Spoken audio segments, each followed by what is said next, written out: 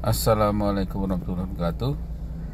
Saya Ato Ismail, Ketua Umum Dewan Pimpinan Pusat Jaringan Alumni Himpunan Mahasiswa Islam dan Muslimin Indonesia Pro Ganjar Mahfud.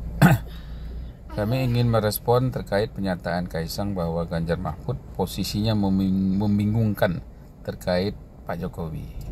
Pertama, konsep Pak Ganjar Mahfud adalah Indonesia yang lebih baik. Artinya bila ada yang bagus dari pemerintahan yang lalu dilanjutkan, dan bila ada yang tidak baik akan diperbaiki, direformasi, dikaji. Itu konsepnya sangat sederhana dalam agama dan dalam ilmu pengetahuan, itu biasa sekali. Bahkan untuk kita memanajemen sebuah unit-unit terkecil pun kayak usaha atau kepanitiaan itu biasa. Jadi karena Kaisang ini masih baru dalam politik, ya wajar aja dia menyatakan agak bingung. Kemudian yang kedua, PDIP dan P3 Perindo serta Hanura yang merupakan pendukung Ganjar Mahfud adalah pendukung Pak Jokowi. Maka tidak etis dan tidak beradab kalau mau melakukan perubahan besar-besaran dari semua yang pernah dilakukan Pak Jokowi. Sebab konsep pembangunan yang dilakukan Jokowi sekarang merupakan hasil masukan dari partai pendukung Pak Jokowi waktu Pilpres tahun 2019. Bahkan menteri-menterinya masih ada di pemerintahan Pak Jokowi. Yang ketiga, sebagai ketua PSI, Pak Gibran harus paham bahwa PSI itu hanya punya suara 2,6 juta di Pileg pemilihan legislatif 2019. Sementara suara Partai Demokrasi Indonesia Perjuangan dan P3, Perindo dan Hanura totalnya itu adalah 39,1 juta. Jadi yang lebih berhak menjadi penerus Jokowi sebenarnya adalah koalisi Ganjar Mahfud. Sebab tanpa suara PSI, Jokowi masih tetap bisa menang dari Prabowo yang didukung oleh PSI di Pilpres 2019.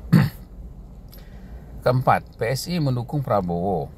Yang Prabowo itu adalah lawan Jokowi di Pilpres 2019. Jadi kalau Jokowi kalah, maka tidak ada pembangunan ala Jokowi tahun 2019 sampai 2024. Karena didukung suara dari PDI Perjuangan, P3, Perindo dan Hanura, maka Jokowi bisa berkuasa sekarang.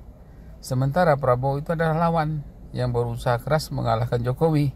Nah, kalau Prabowo menang, Pak Jokowi tidak akan ada di kabinet. Kita tidak tahu nasib Pak Jokowi, gitu kan? Nah, yang kelima, Pak Jokowi itu terkenal dengan gaya belusukannya, sehingga memenangkan Pilpres yang berbanding terbalik dengan Prabowo yang elitis, sangat jarang ke bawah, sangat jarang belusukan. Sedangkan Ganjar selalu belusukan, bahkan lebih komunikatif berdialog dengan rakyat saat belusukan ke bawah. Yang keenam, Jokowi itu terkenal santun dalam berkata-kata, berbanding terbalik dengan Prabowo yang sering mengumpat seperti etik mendasmu yang viral, serta yang barusan beliau menarik kerah baju salah seorang menteri tim suksesnya, serta sering melecehkan orang lain. Nah, itu berbeda dengan gaya Mahfud dan Ganjar yang juga santun dalam berkata-kata seperti Jokowi. Nah, itu jadi sebenarnya tidak perlu bingung-bingung lagi Pak Gibran bahwa sebenarnya Prabowo itu jauh dan sangat jauh berbeda karakter. Karena kepentingan berkuasa aja Pak Prabowo bagaimana merayu-rayu Pak Jokowi supaya anaknya yaitu Gibran bisa menjadi wapres beliau. Nah, yang ketujuh, secara objektif banyak kesamaan antara Ganjar Mahfud dengan Jokowi, sedangkan banyak perbedaan Prabowo dengan Jokowi. Memang ini akan membingungkan bagi politisi yang baru 2 hari jadi anggota partai langsung jadi ketua umum.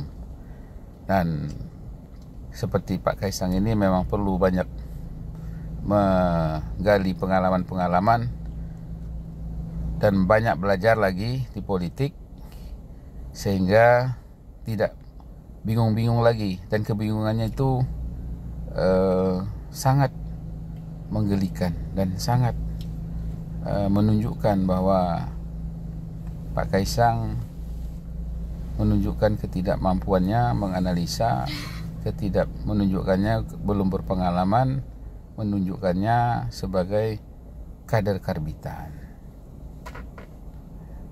Sekian.